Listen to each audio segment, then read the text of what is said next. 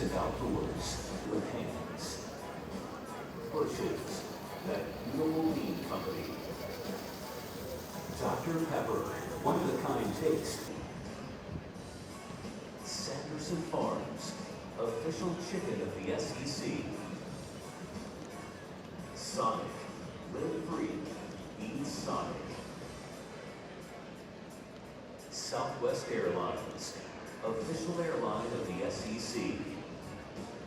Sprouts Farmers Market, official healthy grocer of the SEC.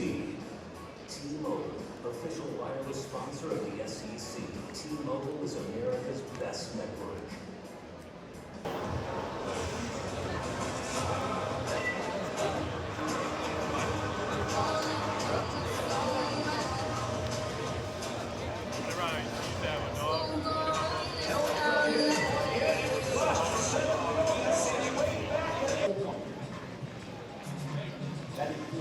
Number 2, the right fielder, Logan Johnstone.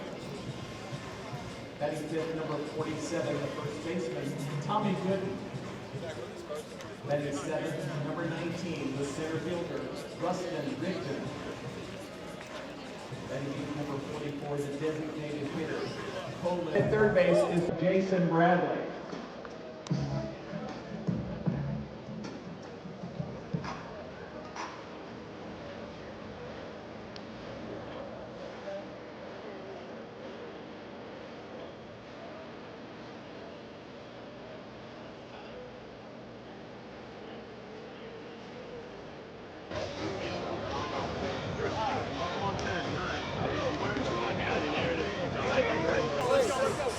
Hey, fuck him, 1, 2, 3, 1, 2, 3. Fuck him. Rolling to the field, Florida. Let's play ball.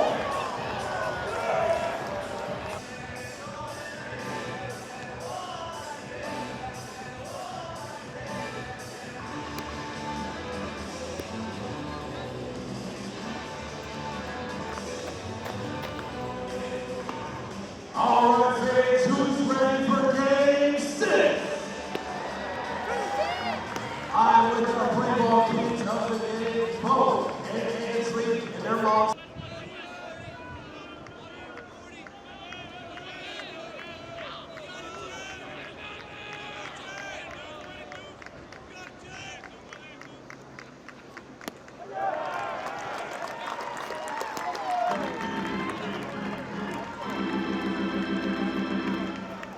In the top of the first, there were no runs, no hits, no errors. One man was left on base.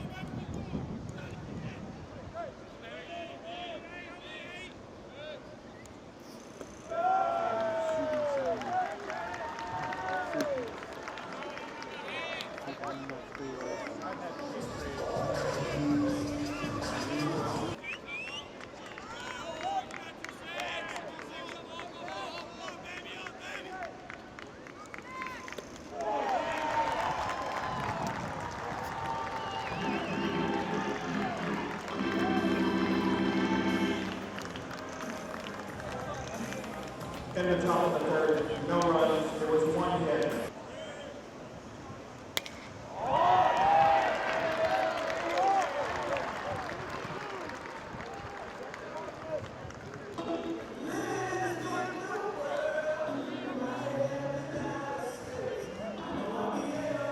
Left fielder, number 5, Blake.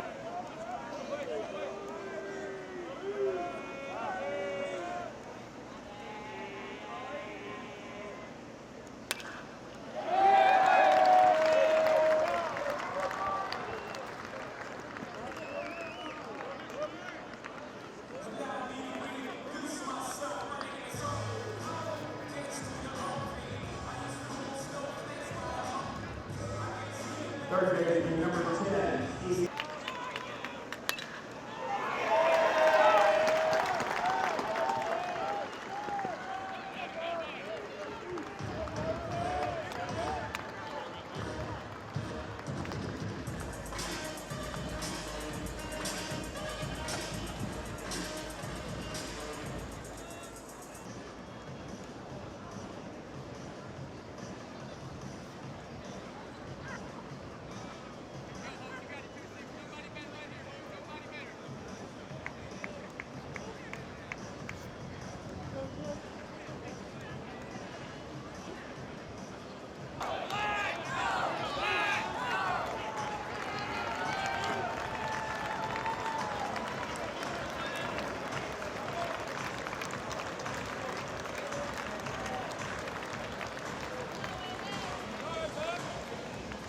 for Florida, number 22, Jackson Marbury. Jackson Marbury now to the Gators.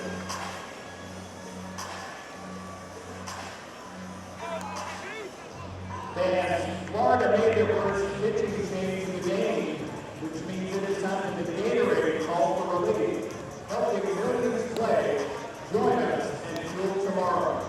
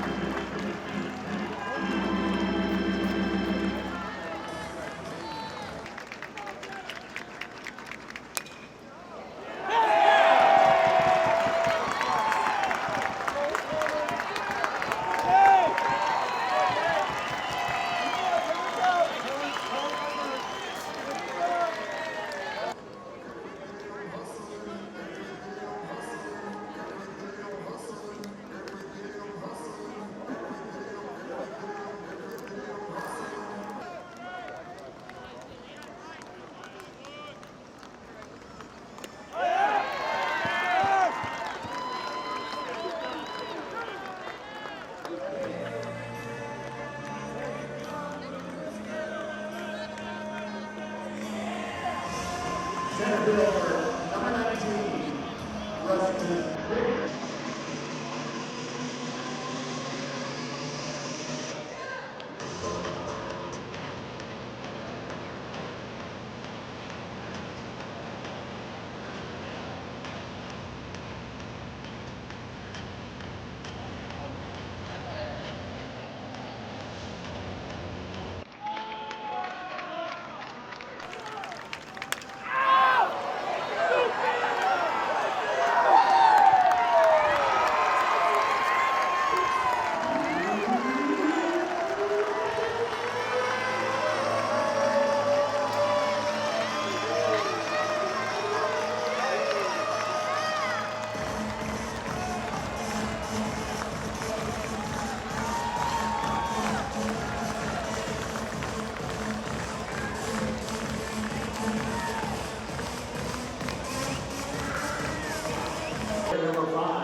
Blake Sear.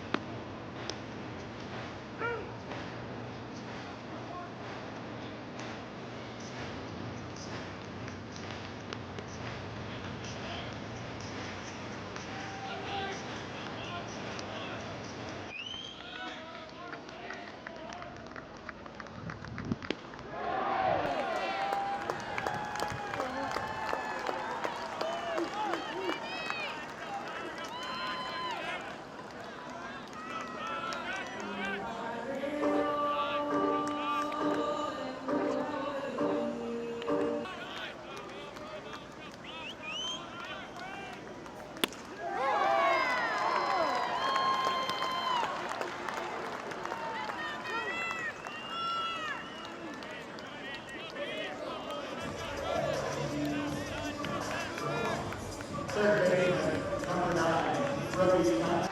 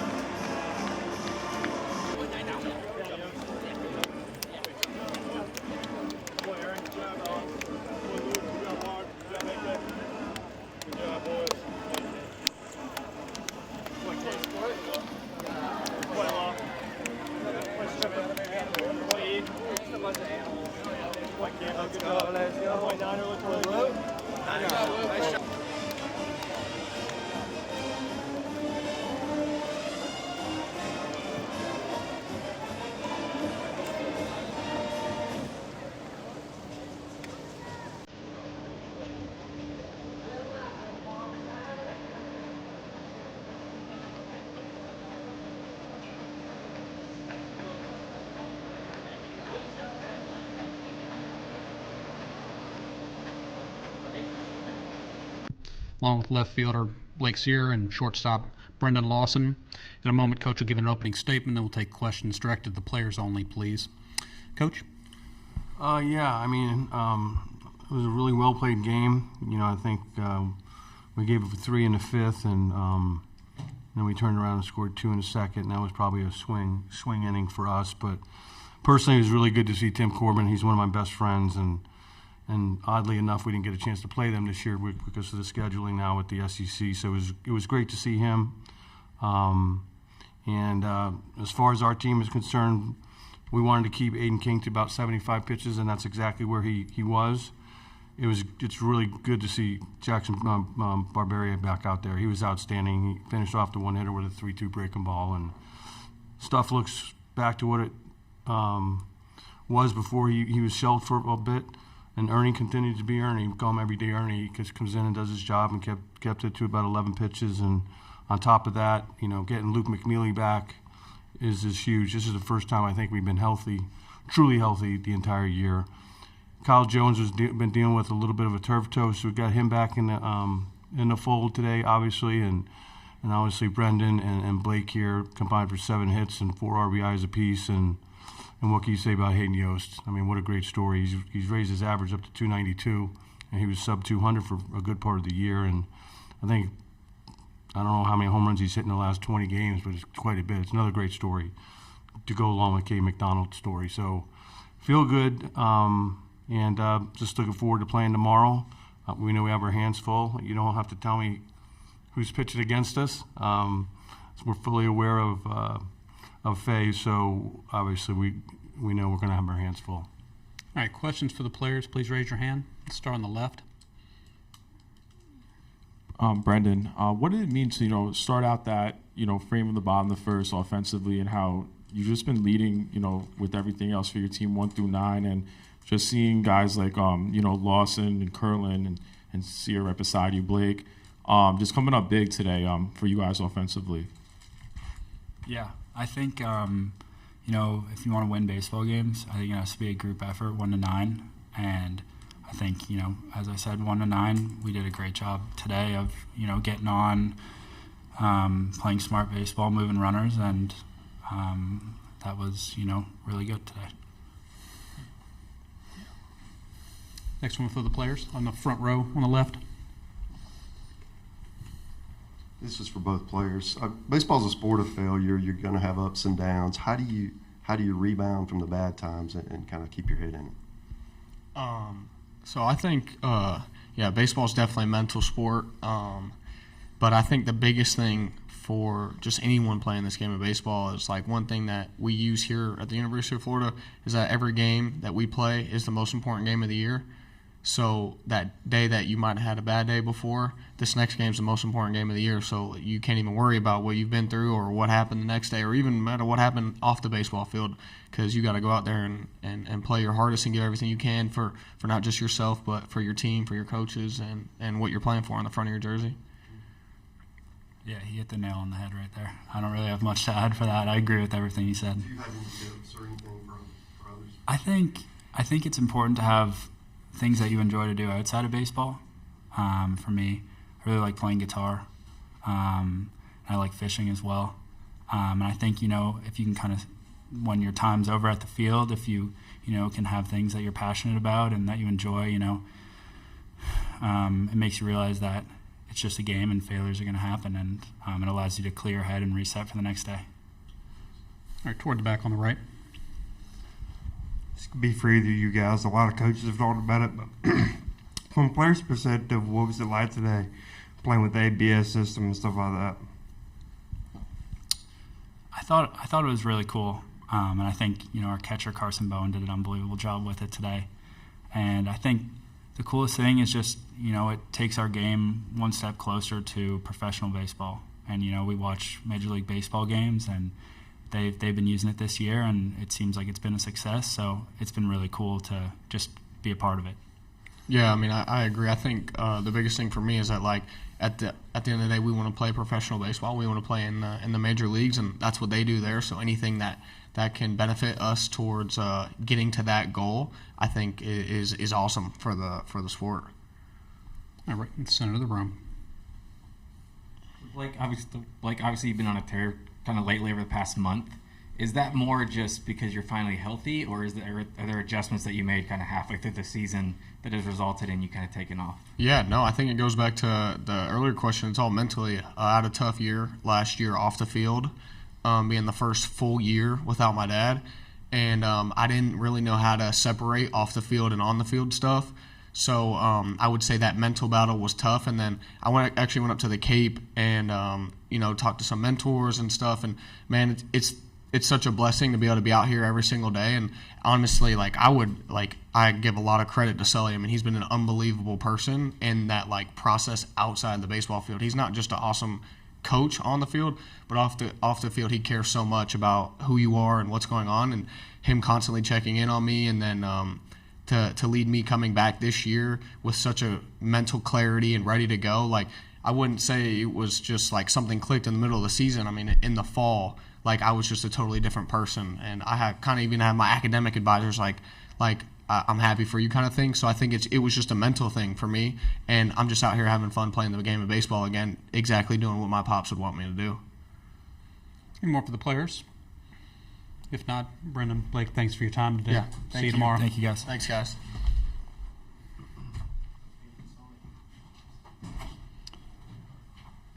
All right, if there are questions for Coach, please raise your hand. Let's start in the front row on the left. Sully, what's this year been like for you? It's been a lot of ups and downs. It seems like you guys are putting it together here at the right time.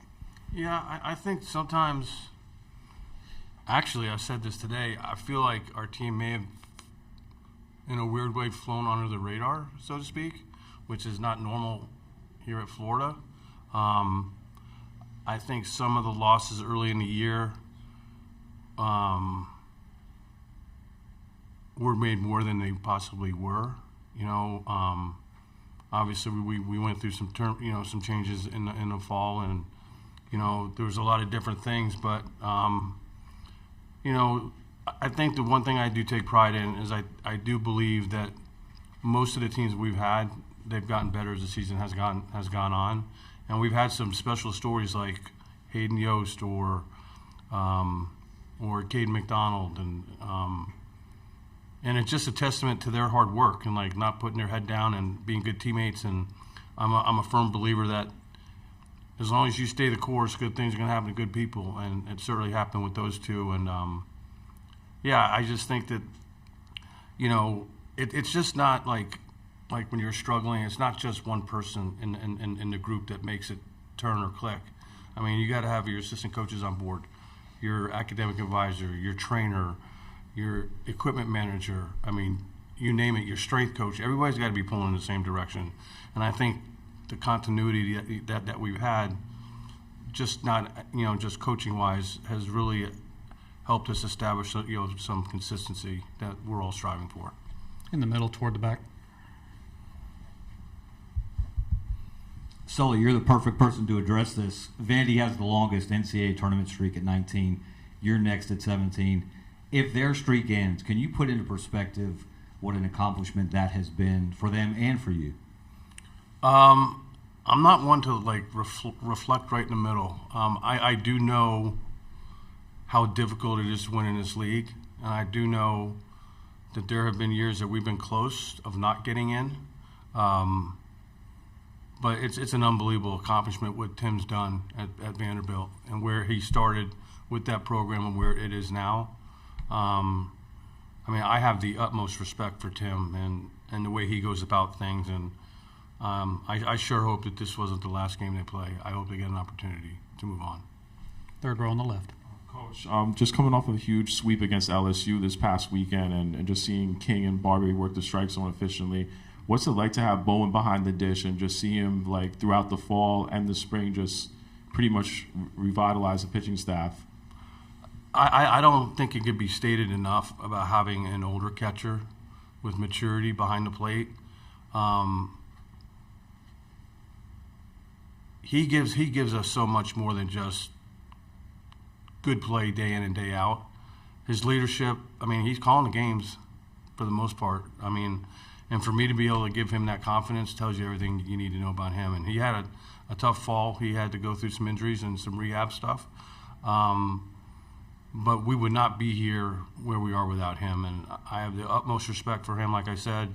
And he's kind of like our, you know, unsung hero. You know, he's a grinder. You know, he just gives you good at bats over and over and over. The stats may not jump out at you, but when you need a good at bat, he usually delivers. And behind the plate, he's been outstanding for us. Toward the back on the right. Back to the ABS question. What did you guys do as the coaching staff to kind of help your guys prepare for that? Prepare for ABS. Well, it's pretty simple. The pitchers were not allowed to be involved. It was the hitters and the catchers.